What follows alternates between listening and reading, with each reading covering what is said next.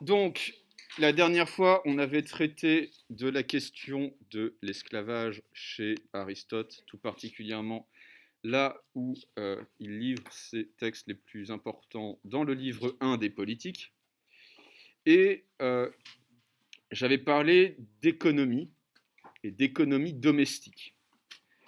Or, il faut savoir, et c'est pour ça que je voudrais faire un petit développement, étant donné qu'on a un peu d'avance par rapport à mon autre classe, la TG3, il faut savoir qu'économie domestique, c'est au sens strict, c'est-à-dire étymologique du terme, un pléonasme, c'est-à-dire une expression redondante.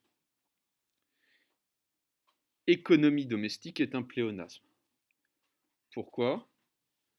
Parce que économie,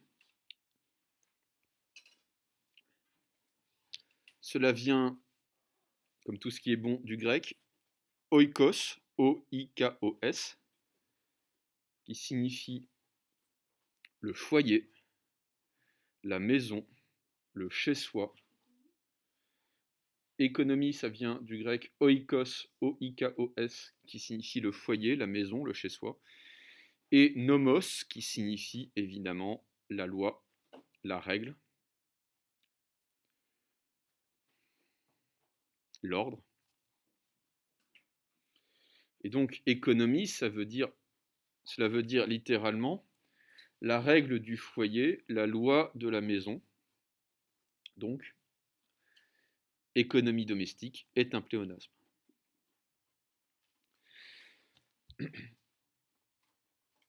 Sur quel principe donc repose l'économie, et je vais faire l'économie justement du domestique. Sur quel principe repose l'économie selon les Grecs ? Sur le principe de l'équité et donc sur le partage équitable des ressources entre les membres de la famille en fonction des besoins de chaque individu.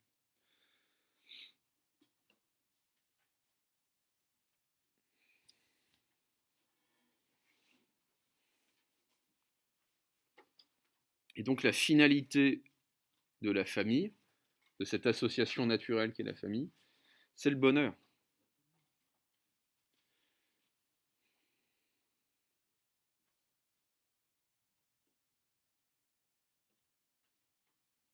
Bon. Ce qui explique que la domination paternelle, pour les Grecs, n'est pas la domination du maître sur l'esclave. Il n'y a pas d'équivalence. Il n'y a pas d'équivalence.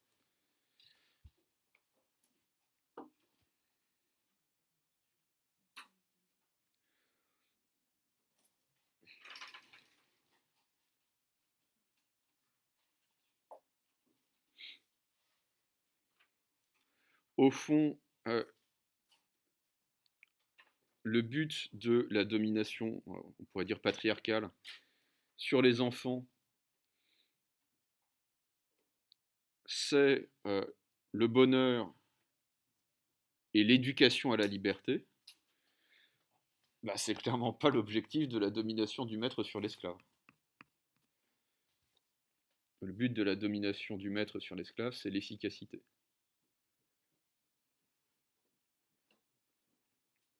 Et le bonheur de la famille, dont l'esclave ne fait pas partie.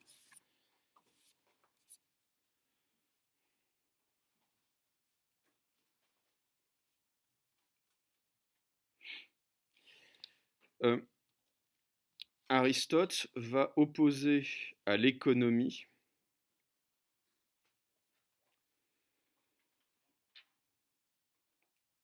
ce que nous appelons économie aujourd'hui. C'est ça qu'il faut comprendre. Ce que nous appelons économie aujourd'hui est ce que lui appelle crématistique. C-H-R-E, accent aigu, M-A-T-S-I-T-I-Q-U-E. Créma, C-H-R-E, accent aigu, M-A. Tistique, T-I-S, T-I-Q-E. Crématistique.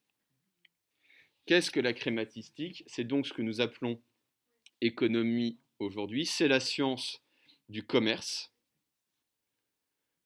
la crématistique, c'est la science du commerce, c'est-à-dire la science qui enseigne à maximiser ses profits et minimiser ses pertes.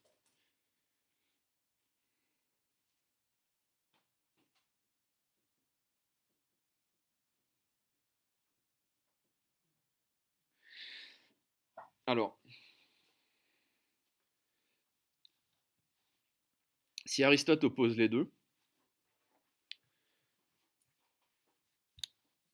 c'est qu'il vit à une époque où il y a quelque chose qui ressemble et qui commence à ressembler à une lutte des classes à Athènes, mais dans le monde grec de manière générale, c'est-à-dire que l'aristocratie terrienne, qui a beaucoup d'esclaves,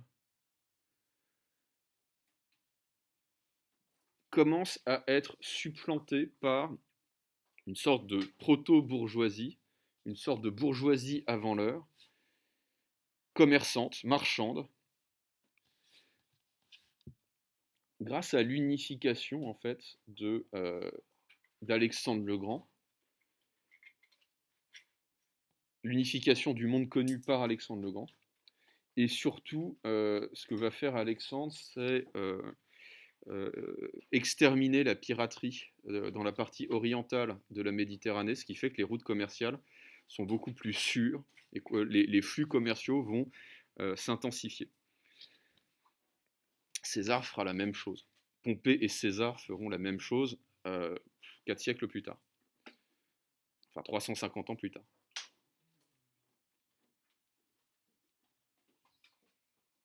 Or, l'économie financiarisée, on va dire, et marchande, c'est-à-dire la crématistique,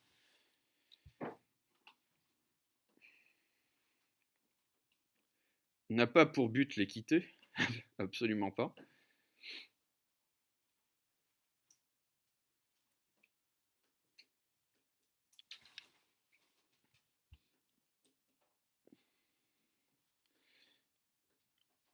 Elle a pour but le maximum de jouissance, le maximum de richesse, et donc le maximum de plaisir.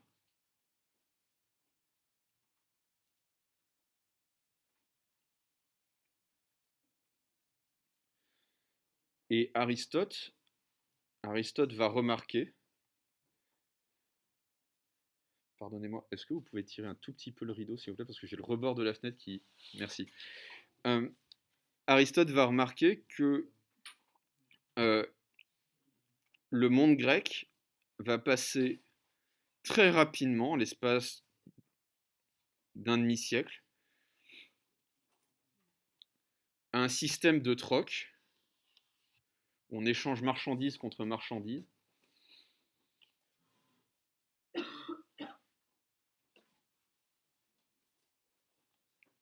À un système fiduciaire.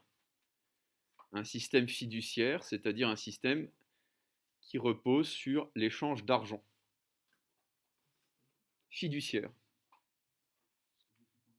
F-I-D-U-C-I-A-I-R-E.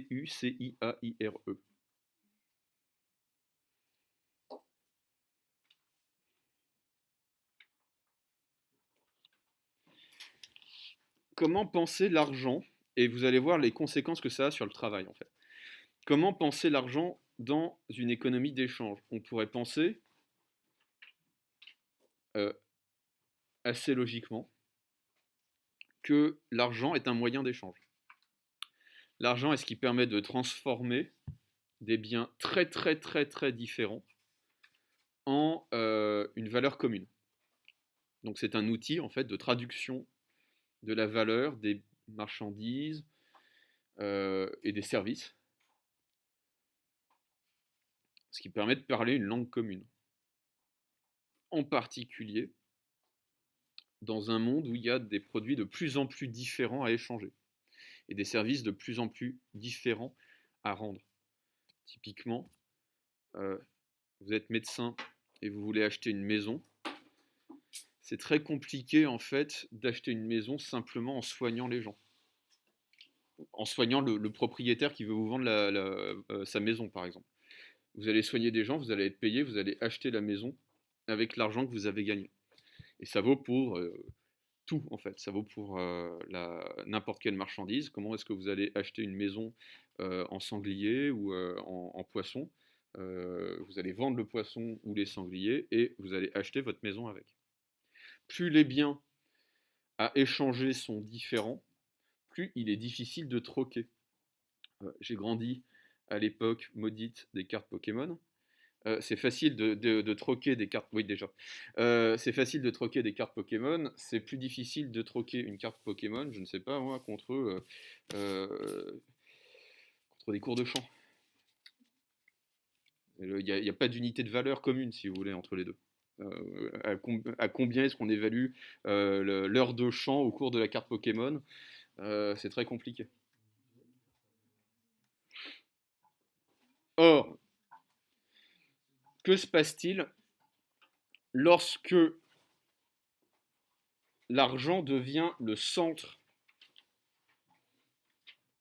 la médiation constante de tous les échanges? Il n'est plus un moyen, il est une fin. Le but de l'échange,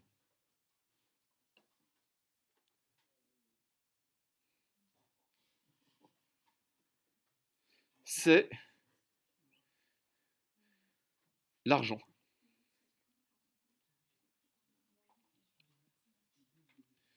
Et donc, Aristote remarque que le sens du travail, c'est-à-dire aussi le but de chaque activité, va changer. De quelle manière? Eh bien, toutes les activités, quelles qu'elles soient, finissent par avoir pour but l'argent, l'acquisition maximale d'argent. Alors que chaque activité avait un but propre.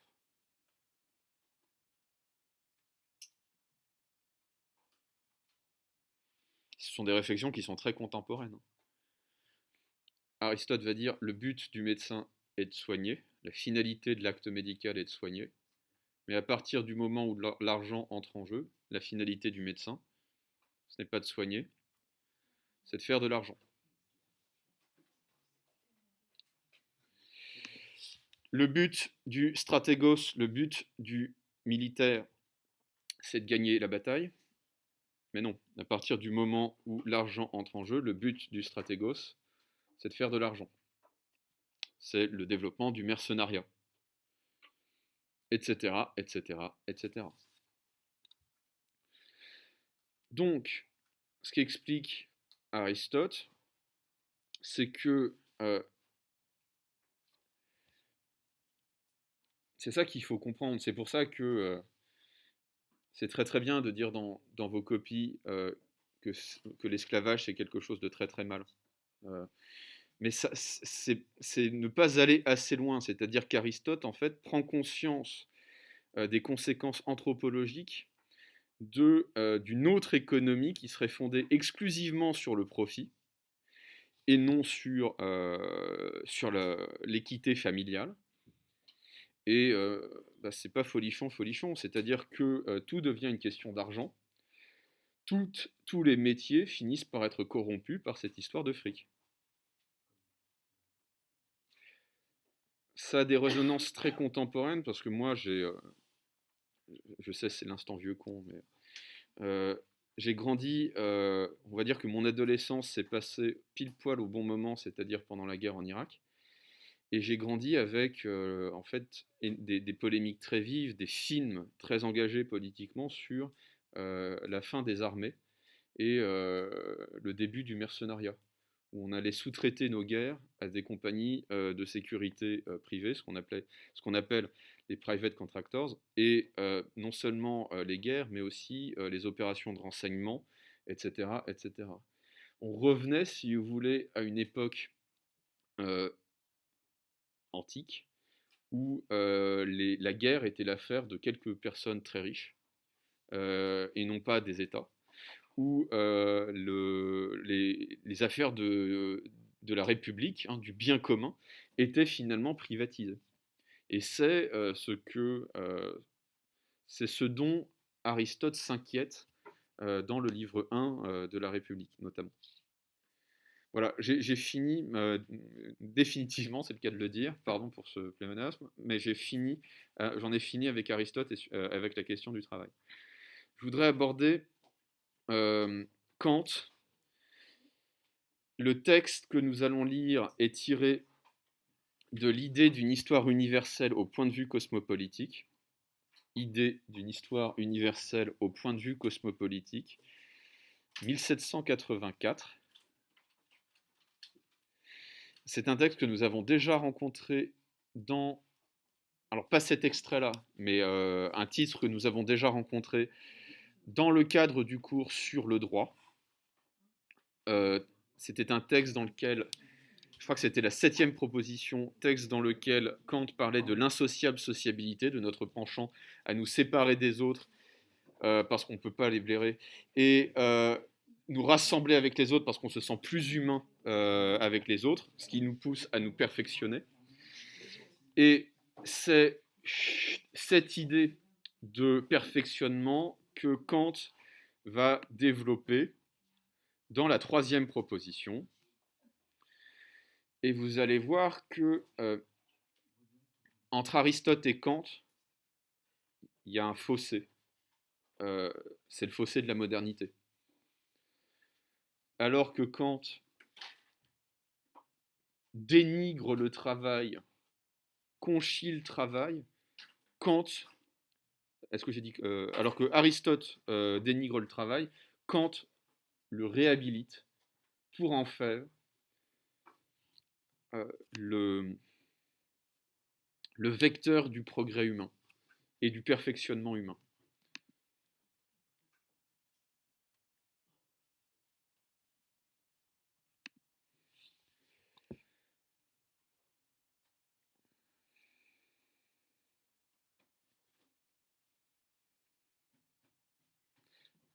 Alors, il faudra que je nuance cette opposition entre Aristote et Kant, mais il faudra bien comprendre le sens que le concept de travail a ici.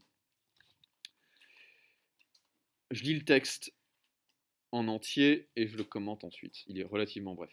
La nature a voulu que l'homme tire entièrement de lui-même tout ce qui dépasse l'agencement mécanique de son existence animale et qu'il ne participe à aucun autre bonheur ou à aucune autre perfection que ceux qu'il s'est créés lui-même, libre de l'instinct par sa propre raison.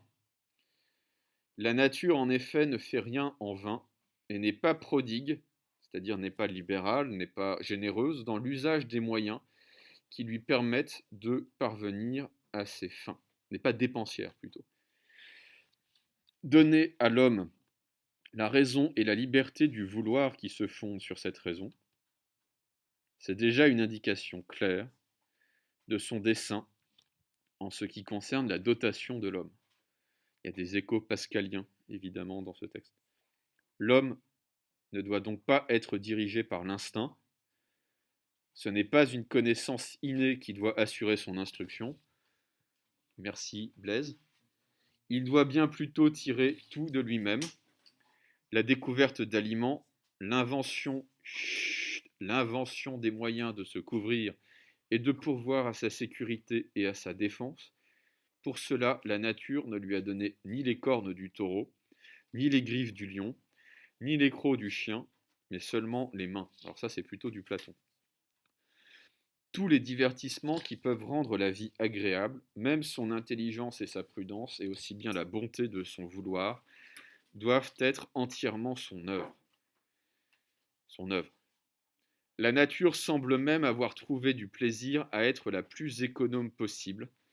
Elle a mesuré la dotation animale des hommes si court et si juste, pour les besoins si grands d'une existence commençante, que c'est comme si elle voulait que l'homme dût parvenir par son travail à s'élever de la plus grande rudesse d'autrefois à la plus grande habileté, à la perfection intérieure de son mode de pensée, et par là, autant qu'il est possible sur terre, au bonheur, et qu'il dut ainsi en avoir tout seul le mérite, et n'en être redevable qu'à lui-même.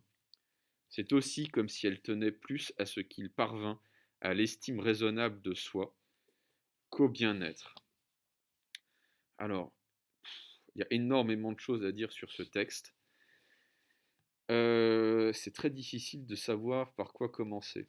On va commencer quand même par une petite mise en contexte religieux. Qu'est-ce qui va opposer fondamentalement, foncièrement, le protestantisme luthérien et calviniste d'une part, et le catholicisme d'autre part, c'est la question de la grâce.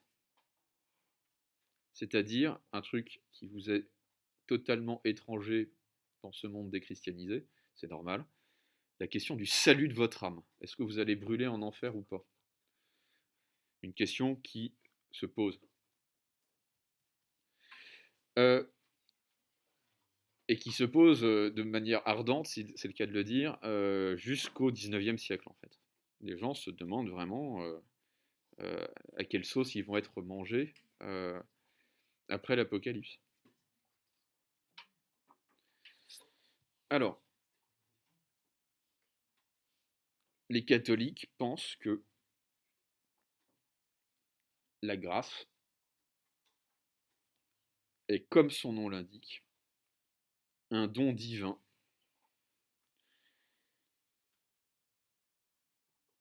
dont les motifs sont seuls connus par Dieu. Dieu décide de vous sauver parce qu'il en a décidé ainsi. Qui que vous soyez, quoi que vous fassiez, Dieu sait si vous allez être sauvé ou pas.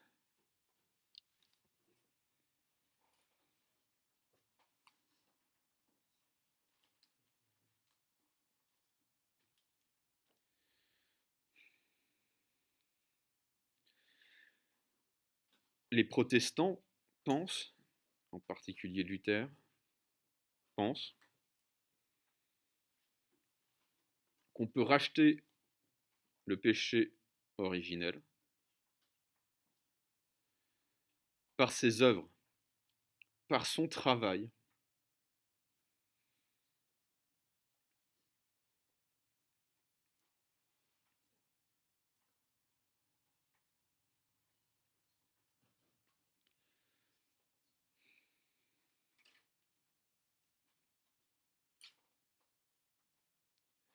Alors, il y a un livre très célèbre de Max Weber, Max W-E-B-E-R, Max Weber, qui s'appelle Le protestantisme ou l'éthique du capitalisme. Le protestantisme ou l'éthique du capitalisme. Livre dans lequel, donc Weber est un sociologue allemand de la fin du XIXe siècle, livre dans lequel Weber explique que si le capitalisme est né, en fait c'est faux, mais bon, j'expliquerai pourquoi. Si le capitalisme est né en Allemagne et en Angleterre et aux Pays-Bas, bref, dans les pays du nord de l'Europe, c'est parce que l'éthique protestante du travail a rendu cela possible.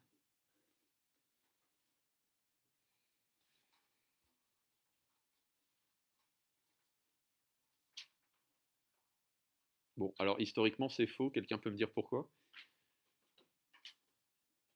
Où est né le capitalisme?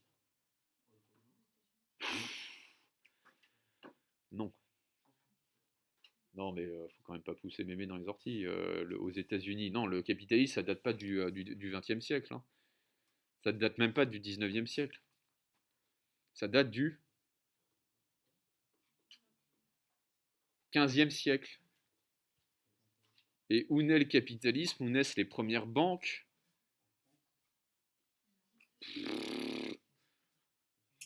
Aux États-Unis, bonne réponse. Au XVe siècle, aux États-Unis. Non, mais vraiment.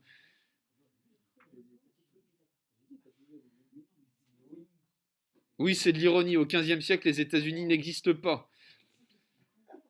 Les États-Unis, c'est 1700, 1776. Merci. Euh, les premières banques, là. Personne n'a joué à Assassin's Creed. Le 2.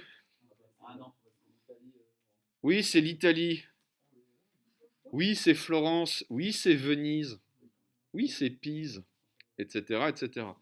Donc, le capitalisme naît dans le pays le plus catho du monde, à savoir l'Italie de la Renaissance, l'Italie du 15e,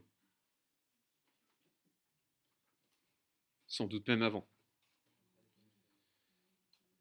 Pourquoi? Parce que, pour une raison géostratégique simple, c'est l'Italie qui contrôle Malte, qui contrôle toutes les îles turco-grecques, on va dire aujourd'hui, hein, comme Chypre, et donc qui contrôle la route de la soie, c'est-à-dire le commerce avec la Chine, le thé et les épices, et évidemment l'héroïne. C'est enfin l'opium. C'est en Italie que se développent les premières banques et le proto-système capitaliste. Pourquoi? Parce que c'est eux qui sont les mieux situés en Europe pour commercer avec l'Empire du Milieu, avec la Chine. Alors, il est vrai que, en revanche, et Weber a raison, il est vrai que si le capitalisme naît en Italie, dans un pays très catholique, euh, le capitalisme prend véritablement son essor dans les pays du Nord.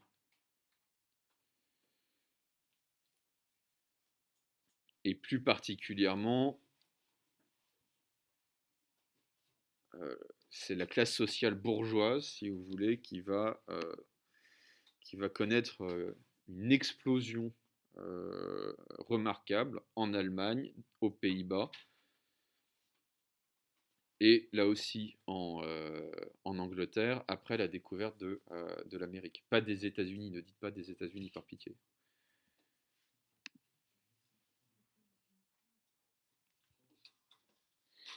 Et donc, sur quoi Weber fait-il reposer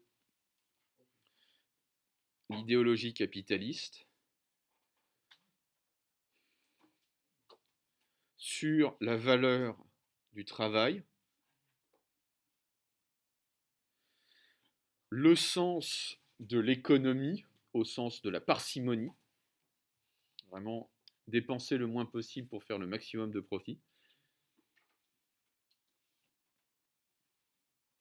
C'est l'idée de capitaliser. Capitaliser, c'est économiser pour accumuler en fait de la richesse et la transmettre aux générations futures. Et surtout, l'idée de promotion sociale et spirituelle par le travail, par le sens de l'effort. Or, si vous lisez, quand je vous aurai distribué les textes, c'est-à-dire la prochaine fois que je vous verrai, ça c'est sûr, quand vous lisez le texte de Kant, vous vous rendez compte que on baigne en pleine éthique protestante. C'est-à-dire que la nature est économe, elle est parcimonieuse, elle n'en a pas trop donné aux hommes, aux êtres humains. Et la noblesse de l'être humain, c'est précisément de travailler sur soi pour se perfectionner.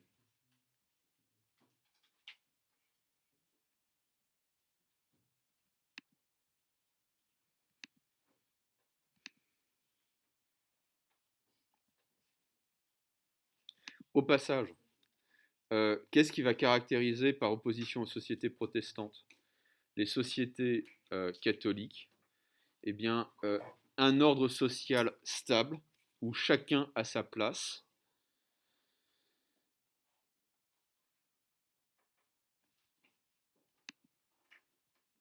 Et l'idée que personne ne sait qui sera sauvé. Donc au fond, pourquoi s'élever socialement si on n'est pas sauvé par ses œuvres? C'est pour ça que la première révolution politique va avoir lieu en Angleterre, 1645 il me semble. Donc c'est quand Charles Ier se fait décapiter devant Westminster par les puritains dirigés par Oliver Cromwell. Et c'est pourquoi ils vont connaître aussi la première révolution industrielle avant tout le monde. Alors que la France, ça va péter beaucoup plus tard et aussi beaucoup plus violemment, la Révolution française. Ça explose un siècle plus tard, 130 ans plus tard, beaucoup plus violemment et beaucoup plus durablement. En fait, on est des passionnés de l'égalité alors parce que on est une société inégalitaire à la base. Et les Anglais, qui sont une société beaucoup plus égalitaire que la nôtre, euh, ne sont pas des passionnés de l'égalitarisme. Parce qu'ils l'ont déjà. Hein. Comme disait le corsaire Surcouf, on se bat toujours pour acquérir ce qu'on n'a pas. Les Anglais, c'est l'honneur. Et les petits corsaires bretons, c'est l'argent. Alors, je crois que je vous ai déjà raconté cette anecdote. Surcouf, Robert Surcouf. Robert Surcouf est un corsaire du roi, puis un général de Napoléon. Donc c'est les années 1780-1800. Et Surcouf, dans un des rares moments où il y a la paix entre la France et l'Angleterre, est invité à Paris à l'ambassade d'Angleterre. Et un amiral anglais, reconnaissant son vieil ennemi, lui dit ah, vous les Français, vous vous battez toujours pour l'argent. Nous, au moins, dans la Navy, on se bat pour l'honneur. Et Surcouf lui aurait répondu c'est bien normal, mon cher, on se bat toujours pour acquérir ce qu'on n'a pas. C'était bien, c'était de bon temps. Alors, autre mise en contexte du texte. Le contexte aristotélicien. Le contexte antique de manière plus générale. Alors que les anciens ont tendance à mépriser, en fait le seul à ne pas le faire, bizarrement et paradoxalement, c'est plutôt Aristote. C'est celui qui le fait le moins, en tout cas. Alors que tous les anciens méprisent le travail, en disant que c'est l'affaire des esclaves,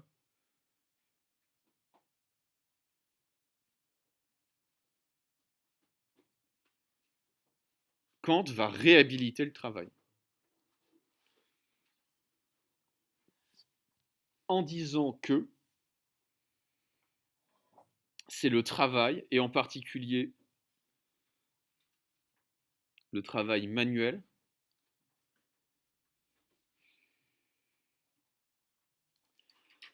qui nous a poussés à nous perfectionner, à nous améliorer, à développer nos facultés. Alors ça, c'est une idée qui va avoir une fortune extraordinaire au XIXe siècle, chez Hegel et chez Marx.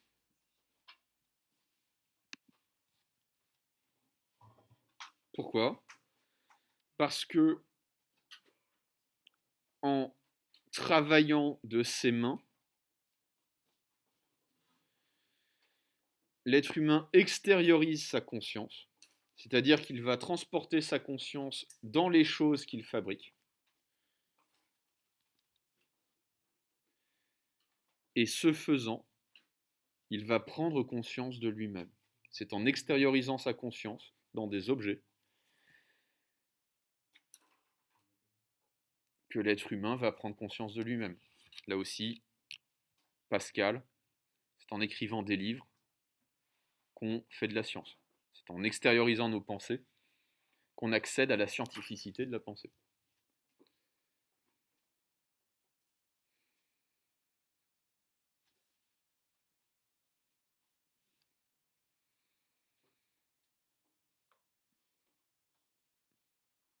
Alors que précisément pour les anciens, le travail manuel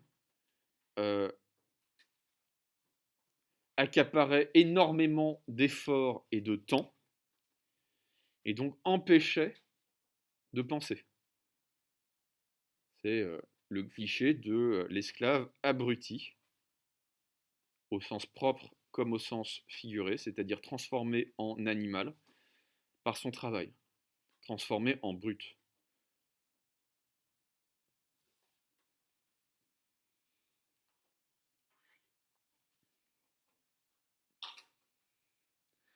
Alors, malgré tout ce qu'il a pu écrire sur l'esclavage, Aristote ne condamne pas unilatéralement le travail manuel. C'est ça qui est intéressant. Aristote est beaucoup plus progressiste. Alors c'est un terme qui est anachronique, mais pour que vous compreniez bien de quoi il s'agit, il est beaucoup plus progressiste que Platon par exemple. C'est-à-dire que pour lui, les artisans sont des blaireaux. Pour Aristote, les artisans, parce qu'ils sont des techniciens, parce qu'ils sont les hommes du savoir-faire, sont parfois beaucoup mieux à même de s'occuper de la cité que une certaine noblesse oisive qui ne travaille pas, qui n'a jamais travaillé, qui n'a jamais fait le moindre effort et qui ne sait pas de quoi elle parle.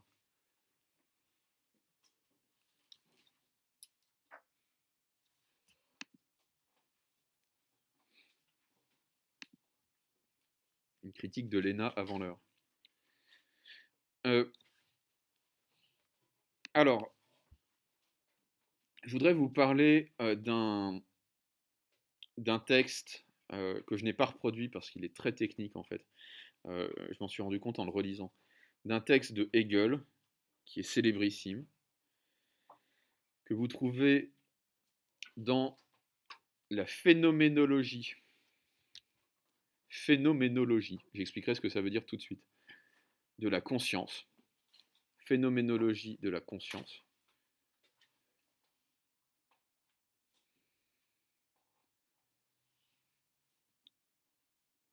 Donc, texte dit de la dialectique du maître et de l'esclave. La dialectique du maître et de l'esclave. Je vais expliquer tout ça. Phénoménologie, qu'est-ce que cela veut dire? Phénoménologie, c'est le discours qui explique comment apparaît une chose. C'est le discours qui explique comment apparaît une chose. Donc, phénoménologie de la conscience, c'est un discours philosophique qui vise à montrer comment la conscience va naître en l'homme et se déployer en l'être humain.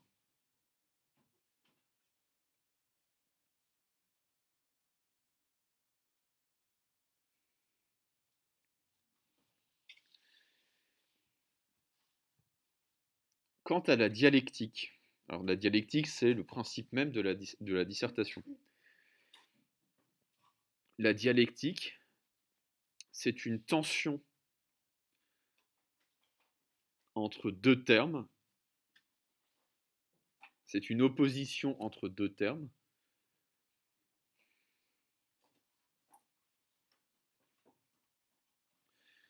qui donne naissance à un troisième terme, à un terme nouveau qui va contenir en réalité les deux termes précédents, mais sous une forme nouvelle.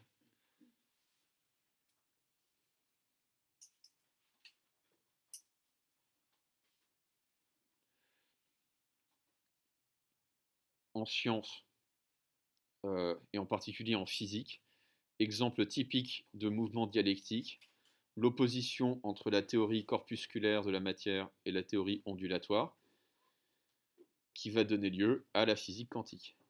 La physique quantique rassemblant en fait, synthétisant la physique corpusculaire et la physique ondulatoire. La théorie corpusculaire et la théorie ondulatoire. Alors, qu'est-ce que c'est que la dialectique du maître et de l'esclave? Donc, c'est l'opposition entre deux figures de la conscience.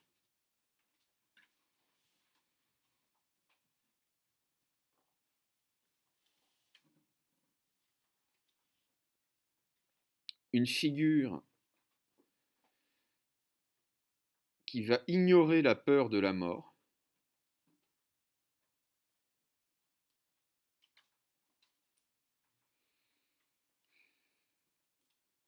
et que Hegel va appeler maître,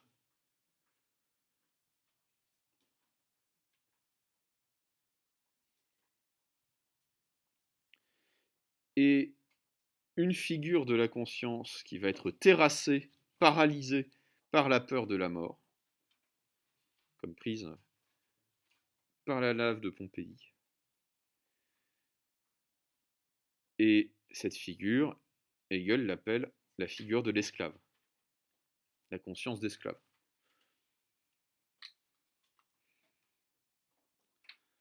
Au terme de cette opposition, le maître domine l'esclave. C'est celui qui ne craint pas la mort qui domine celui qui la craint.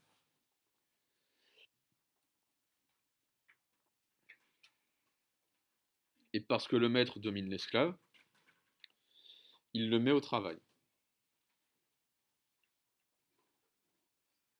Il le met à son service.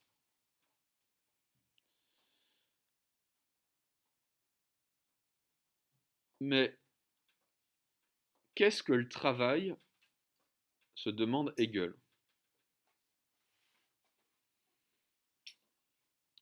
Le travail,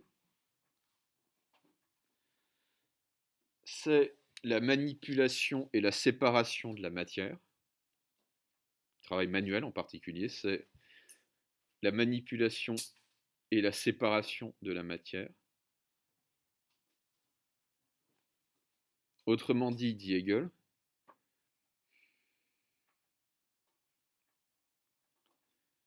c'est le pouvoir de vie et de mort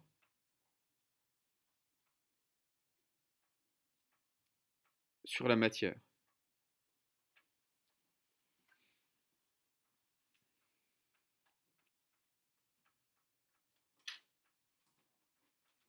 Et donc, l'esclave, en travaillant,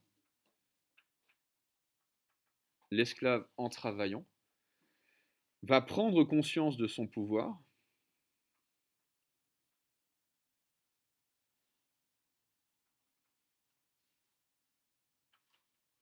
et il va faire sienne la peur de la mort en la maîtrisant.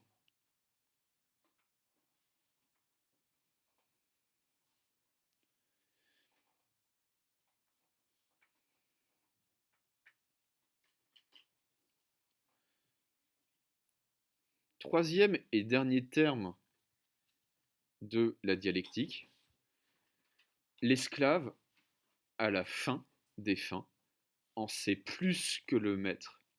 Il a appris de son travail, alors que le maître, qui reste dans l'ignorance de la mort, n'a rien appris du tout.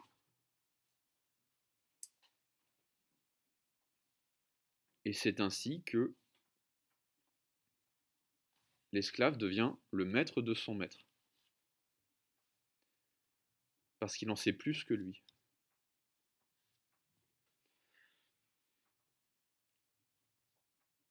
Et comment en sait-il plus que son maître? Et comment devient-il le maître de son maître?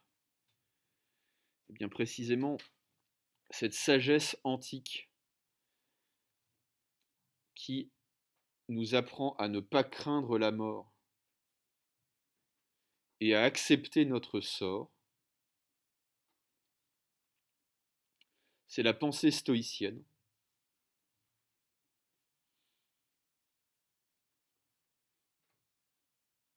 la pensée stoïcienne qui va justement être celle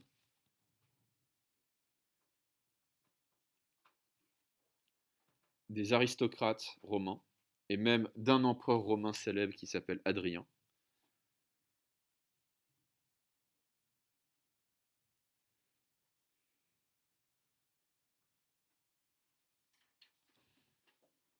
Alors qu'elle est née chez un esclave.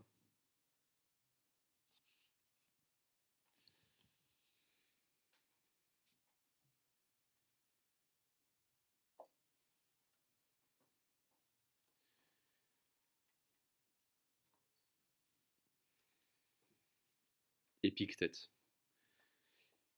Donc cet esclave qui s'appelle Épictète, E accent aigu, P-I-C-T, E accent grave, T-E.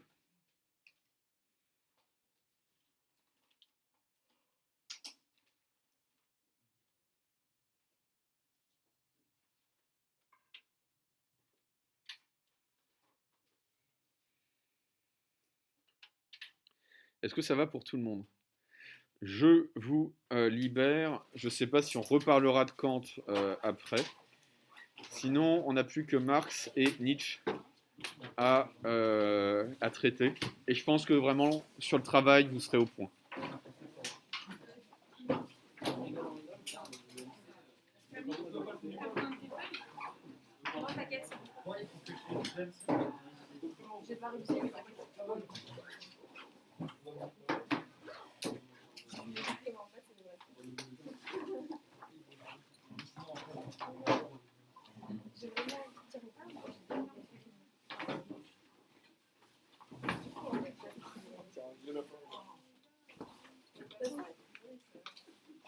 Au revoir. Moi, à 15h, j'ai aussi mon oral à passer. D'accord. Alors, est-ce qu'on se voit? Non, on se voit pas, en fait. Bah, je vais peut-être pouvoir revenir un peu avant la fin du Comme cours. vous voulez, comme vous le souhaitez, mais sinon, je l'aurai en mémoire. D'accord. Je vous en prie. Au revoir.